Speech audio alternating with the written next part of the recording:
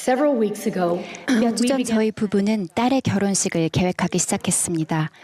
큰 기쁨을 느끼며 온갖 선택지를 두고 꿈에 부풀어 머리를 맞댔습니다.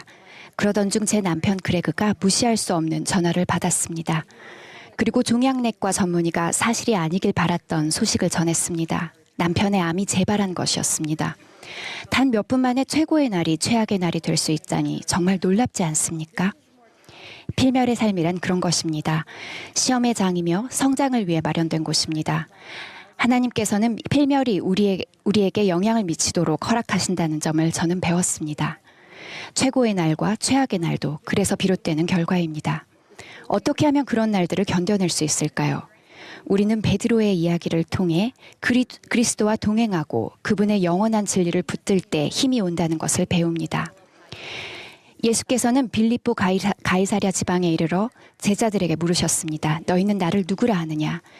예수님의 제자들은 빈 그물이 가득 차고 바다의 폭풍이 잠잠해지고 떡이 늘어나고 죽은 자들이 살아나는 것을 이미 목격한 뒤였습니다. 베드로가 주는 그리스도시요 살아계신 하나님의 아들이시니이다 라고 대답하자 예수께서는 이렇게 대답하셨습니다. 시몬아 내가 복이 있도다. 이를 내게 알게 하니는 혈육이 아니요 하늘에 계신 내 아버지시니라. 제자들에게 그날은 분명 최고의 날이었을 것입니다. 영은 영원한 진리를 확인해 주었고 베드로는 담대하게 그 진리를 증거했습니다. 그러나 세 구절만 넘어가면 상황이 완전히 달라집니다. 예수님께서 당신의 죽음이 다가오고 있다는 말씀을 시작하시자 베드로는 이 일이 결코 미치지 아니하리다 하며 항변했습니다. 구주께서는 즉시 이렇게 답하셨습니다. 사탄아 내 뒤로 물러가라. 베드로의 의도는 순수했고 그는 구주께서 돌아가시길 원치 않았습니다. 하지만 그는 하나님께서 그분의 아들을 위해 세우신 계획을 제대로 이해하지 못했습니다.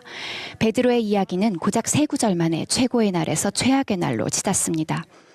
우리는 베드로의 이야기를 통해 영원한 진리는 한순간에 이해할 수 없음을 배우게 됩니다. 간증은 하루하루 시간이 쌓이며 최고의 날과 최악의 날이 오가는 가운데 자라납니다.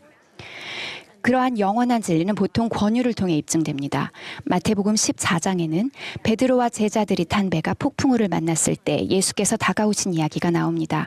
베드로는 외쳤습니다. 주여 만일 주님이시거든 나를 명하사 물 위로 오라 하소서. 주님께서는 이에 오라라고 답하셨습니다. 그러자 베드로는 배에서 내렸고 물 위로 걸어서 예수께로 갔습니다. 분명 최고의 날이었을 겁니다. 하지만 바로 그 다음 구절을 보면 베드로가 바람을 보고 겁을 먹은 나머지 물에 빠지기 시작했음을 알 수 있습니다. 순식간에 최악의 날이 된 것입니다. 주님의 권유를 받아들였으나 그 일을 감당할 수 없을 것 같다고 느껴본 적 있으십니까? 우리는 모두 물속으로 가라앉는 듯한 의심의 순간을 알고 있습니다. 하지만 베드로가 감당하기 힘들 듯한 권유를 받아들였을 때 예수께서 어디에 계셨는지 생각해 봅시다. 그분께서는 물가에서 소리쳐 지시하시거나 안전한 배에서 조언하신 것이 아니었습니다. 그분은 물 위에 계셨습니다. 베드로 곁 손 닿는 거리에 계셨습니다. 이렇듯 최고의 날에도 최악의 날에도 주님의 권유를 받아들인다면 주님께서 함께 하실 것입니다. 이제 마지막 이야기를 살펴보겠습니다. 이번에는 최악의 날부터 시작해 보려고 합니다. 그리스도께서 체포되시던 날 밤 베드로는 3번이나 그분을 모른다고 부인했습니다. 그리고 수탈기 울었습니다. 누가의 기록에 따르면 그 순간 주님께서는 돌이켜 베드로를 보셨습니다. 저는 그때 그 주님의 눈빛에 대해 생각하곤 합니다. 예수께서는 최악의 상황이 끝나지 않았으며 앞으로 매우 힘든 일들이 닥칠 것을 아셨습니다. 누가복음에 따르면 베드로는 예수님의 그 눈빛을 보고 그분께서 달개 울음에 관해 자신에게 경고하셨던 말씀이 떠올랐습니다. 저는 예수께서 그날 일찍이 베드로를 격려하며 주신 말씀을 기억하고 계셨을지 궁금합니다. 그 말씀은 다음과 같습니다. 내가 너를 위하여 내 믿음이 떨어지지 않기를 기도하였노니 너는 돌이킨 후에 내 형제를 굳게 하라. 아마도 주님의 그 눈빛에 담긴 것은 실망이 아닌 힘이었을 것입니다. 그분은 베드로가 다가올 최악의 상황을 이겨낼 수 있도록 힘을 주고 싶으셨을 것입니다. 재판과 십자가와 무덤이 베드로를 기다리고 있었습니다. 그 힘겨운 날들을 보내고 긴 밤 고기잡이를 마친 후 베드로는 예수님과 함께 갈릴리 물가에 섰습니다. 그날 구주께서는 또 다른 권유를 주셨습니다. 내 양을 먹이라 라는 것이었습니다. 베드로의 신앙은 실패하지 않았으며 그가 예수 그리스도를 깊이 사랑했기에 그에게는 큰일이 예비되어 있었습니다. 베드로는 단순히 업으로 사는 데 그치지 않고 이제 목자가 되어야 했습니다. 우리는 때때로 주님의 약속이 정말 우리 안에서 이루어질지 의문스러워하곤 합니다. 앞이 막막하기만 한 최악의 날에는 더욱 그렇습니다. 베드로의 이야기는 주님의 약속이 성취될 것을 우리에게 상기해 줍니다. 역사는 베드로를 아버지의 계획이 나아갈 길을 회방하려 한 사람, 신앙이 부족해 익사할 뻔한 사람, 구주를 안다는 것을 3번이나 부인한 사람으로 평가할지 모릅니다. 틀린 말은 아닙니다.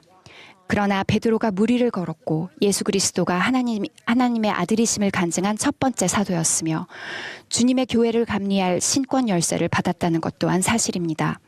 그리고 아마도 베드로는 주님께서 원하시는 사람이 되기 위해 최고의 날과 최악의 날이 모두 필요했을 것입니다.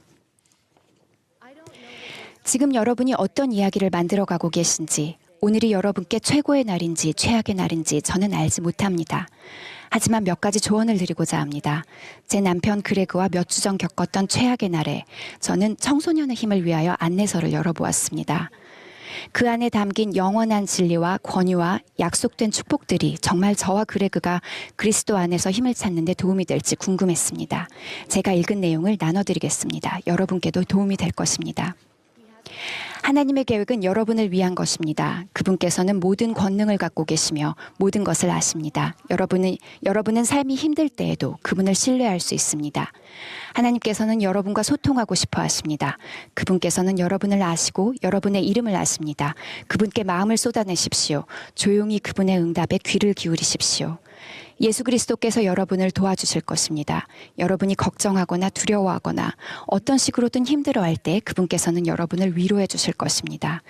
하나님의 빛 가운데 행하십시오. 우리는 사물을 명확하게 볼 수 있을 때 더 나은 선택을 하게 됩니다. 성전의식과 성약을 통해 여러분은 하나님의 축복을 더욱 풍성히 받습니다. 성전의식과 성약은 하나님의 인도로 삶을 헤쳐가도록 도와주고 영과 천사들을 더 지속적으로 동반하게 하며 특권에 걸맞은 삶을 살아가게 하고 하나님의 권능을 끌어오게 합니다. 마지막으로 예수 그리스도께서는 기쁨을 주십니다. 나쁜 하루, 나쁜 한 주, 나쁜 한 해를 보낼 수도 있습니다. 다만 기억하십시오. 기쁨은 여러분의 삶에 슬픔이 없는 것이 아니라 여러분의 삶에 그리스도가 임재하시는 것입니다. 시간을 들여 이 안내서를 읽다 보면 이것이 표준만이 아니라 힘을 위한 안내서라는 것을 깨닫게 되실 겁니다. 예수 그리스도께서는 최고의 날과 최악의 날에 관해 모든 것을 아십니다. 왜냐하면 그분은 천사가 나타나 힘을 더해야 할 정도로 극심한 고통을 겪으셨고 소중한 친구의 배신을 경험하셨으며 갈보리 십자가에 달려보셨기 때문입니다. 그러나 그분의 이야기에는 동산과 옮겨진 돌과 빈 무덤도 나옵니다.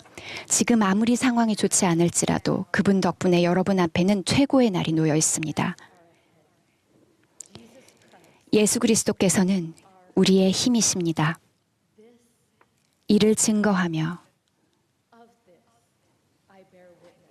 예수 그리스도의 이름으로 말씀드립니다. 아멘.